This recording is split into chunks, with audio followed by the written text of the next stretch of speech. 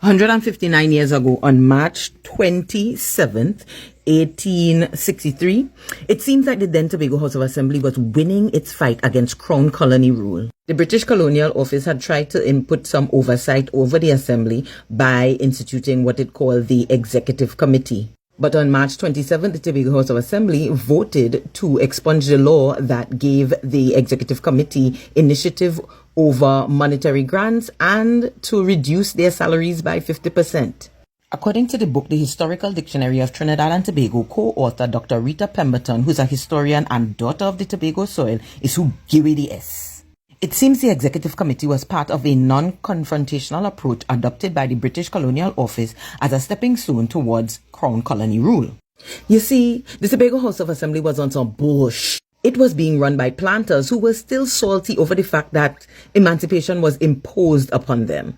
It seems that they lost lots of money on account of the end of slavery, as they could no longer plant with forced labor. So what did the Tobago House of Assembly do in retaliation? They withheld a vote that left the island in arrears for salaries for 2 years from 1846 to 1848. British Colonial Office was like nowhere, and in essence asked the Tobago House of Assembly if they had good. Not to mention, the Colonial Office was getting reports from officials in Tobago that the Assembly was inept and had left Tobago in a degraded condition. This left them with no choice.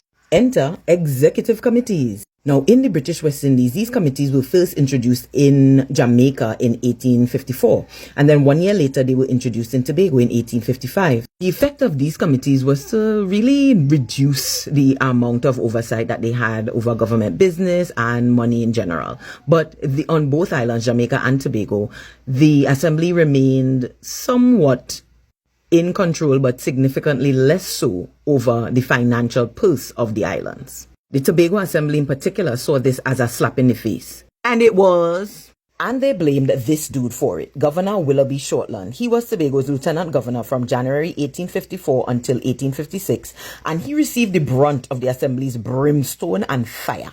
So the Assembly put in motion a plan to have him removed. But this came to naught because his supporters advocated the dissolution of the Assembly and a widening of the franchise.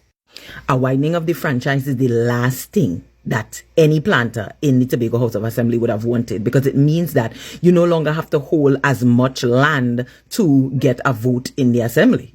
In the end, it was the Morant Bay Rebellion in Jamaica and the Belmana riots in Roxborough in Tobago which proved to be the nail in the coffin to the existence of the original Tobago House of Assembly. The fear of black popular rule led the Tobago House of Assembly to tender its powers in 1876, 10 years after the Jamaican Assembly did the same following the Morant Bay Rebellion. And in 1877, Crown Colony